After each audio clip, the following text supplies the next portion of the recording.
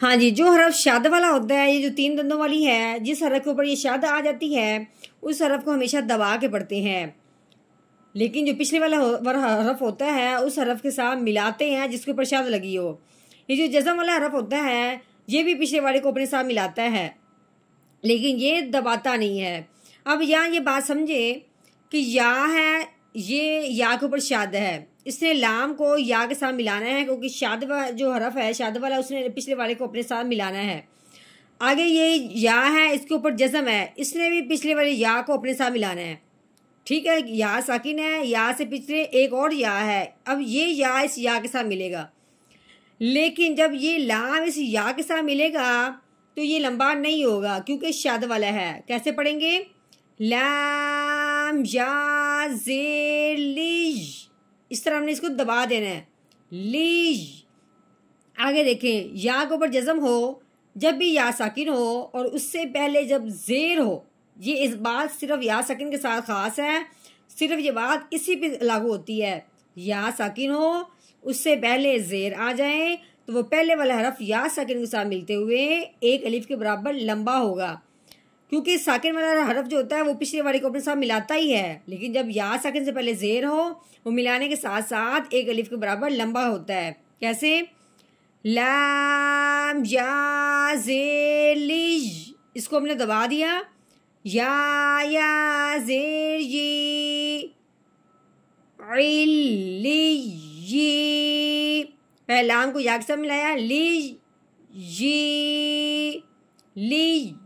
جی، ٹھیک ہے۔ لام کو یا کے ساتھ ملایا دباتے ہوئے، یا کو یا کے ساتھ ملایا نرمی کے ساتھ اور کھینچتے ہوئے۔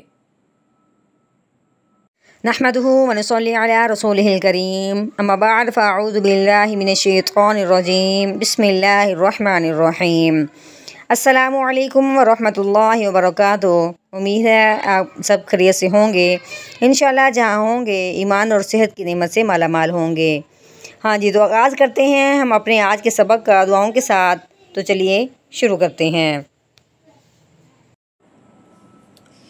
اللہم صلی علی سیدنا و مولانا محمد وعلی آل سیدنا و مولانا محمد وبارک وسلم۔ رب اشرح لی صدری ویسر لی امری واحلل عقدۃ من لسانی یفقہوا قولی۔ رب زدنا علما، رب زدنا علما، رب زدنا علما۔ اعوذ باللہ من الشیطان الرجیم، بسم اللہ الرحمن الرحیم۔ ہاں جی، یہ کاف کے اوپر زبر لگی ہوئی ہے، آگے لام کے اوپر 3 دندوں والی شاد ہے، شاد جس حرف کے اوپر آئے تو وہ پچھلے والے حرف کو اپنے ساتھ ملا لیتے ہیں، ٹھیک ہے۔ اب ہم نے کاف کو لام کے ساتھ ملانا ہے اس شاد کی وجہ سے، تو کیسے پڑھیں گے؟ کاف لام زبر کل، اب لام کے اوپر زبر لگی ہوئی ہے اور اس کے آگے الف ہے، الف سے پہلے زبر آ جائے اسے ایک الف کے برابر لمبا کرتے ہیں۔ اب اپنے لام کو الف کے ساتھ ملاتے ہوئے ایک الف کے برابر لمبا کرنا ہے۔ اب اس کے اوپر مد لگی ہوئی ہے، مد آنے کی وجہ سے اس الف کو اب ہم نے 3 الف کے برابر لمبا کرنا ہے۔ پہلے ہم نے اس کو 1 الف کے برابر لمبا کرنا تھا، اب مد آنے کی وجہ سے 3 الف کے برابر لمبا کرنا ہے۔ اس کے بعد آگے دیکھیں، آگے الف ہے، الف کے نیچے زیر لگی ہوئی ہے، الف کے اوپر زبر زیر پیش آ جائے تو اس الف کو الف نہیں پڑھتے، اس الف کو حمزہ پڑھتے ہیں۔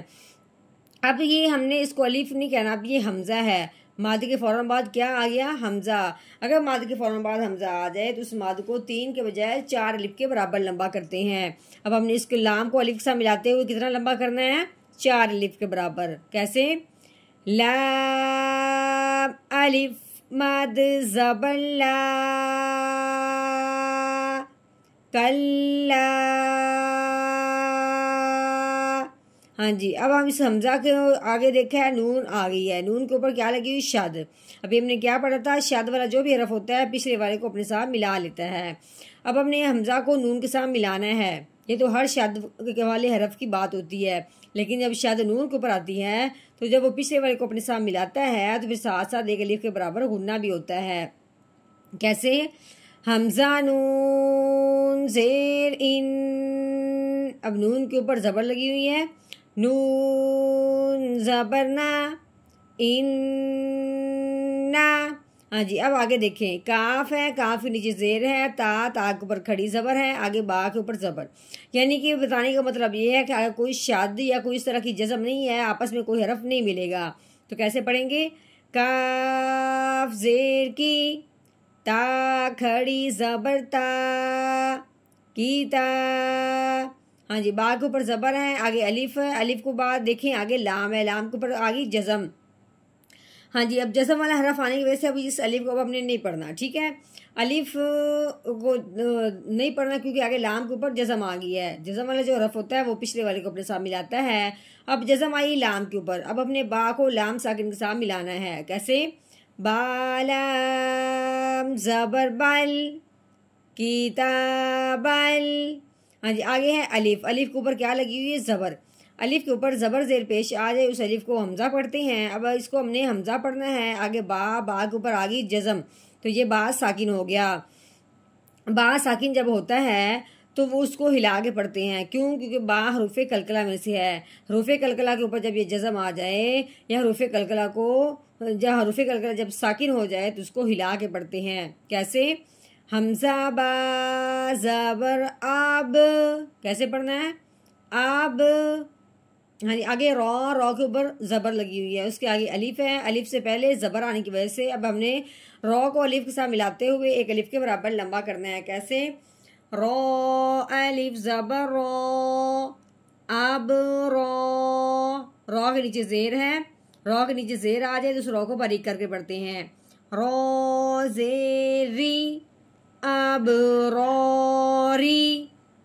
ہاں جی آگے لام، لام کے اوپر زبر ہے، لام زبر لا، فا کے نیچے زیر ہے، آگے یا ساکن ہو گیا، یا ساکن سے پہلے زیر آ جائے تو وہ پہلے والا حرف یا ساکن کے ساتھ تو ملے گا لیکن ساتھ ساتھ ایک الف کے برابر لمبا ہوگا، کیوں کہ یا ساکن سے پہلے زیر آ جائے تو یا ساکن پہ ایک الف کے برابر لمبے ہونے کا قاعدہ جاری ہو جاتا ہے، کیسے؟ فا یا زیر فی، لا فی۔ ہاں جی آگے عین کے نیچے زیر آنے کی وجہ سے آگے جب دیکھا ہے تو آگے لام مشدد ہے، لام کے اوپر شد آ گئی ہے، اب عین کو اب ہم نے لام کے ساتھ ملانا ہے شد کی وجہ سے، کیسے؟ عین لام زیر عل، ٹھیک ہو گیا؟ اب لام کے نیچے زیر ہے، آگے پھر یا کے اوپر شد ہے، اب اپنے لام کو اس یا کے ساتھ ملانا ہے اس شد کی وجہ سے، شد والا جو حرف ہوتا ہے وہ کھینچ کے نہیں پڑھا جاتا، ٹھیک ہے؟ اب نے لام کو یا کے ساتھ ملاتے ہوئے کھینچنا نہیں ہے کیونکہ شد ہے، لام یا زیر لیج، علیج۔ ہاں جی آگے یا کے نیچے زیر ہے، اس کے آگے یا ساکن ہے، یا ساکن ہو اس سے پہلے زیر ہو تو وہ پہلے والا حرف جب یا ساکن کے ساتھ ملے گا تو ایک الف کے برابر لمبا ہوگا، کیسے؟ یا زیر جی، یا زیر جی، علی، نون کے اوپر زبر ہے، نون زبر نا، علیجینا۔ آگے وقف، وقف کی صورت میں نون کو ہم نے ساکن کرنا ہے، اس کے اوپر جو زبر ہے اس کو ہٹا دینا ہے، آگے وقف، علیجین، علیجین۔ ہاں جی مکمل آیت کا ہم نے اب توڑ کر لیا، اب ہم نے اس کا جوڑ کرنا ہے یعنی کہ روانگی کے ساتھ پڑھنا ہے، تو کیسے پڑھیں گے؟ کلا ان کتاب الابرار لفی علیین، کلا ان کتاب الابرار لفی علیین۔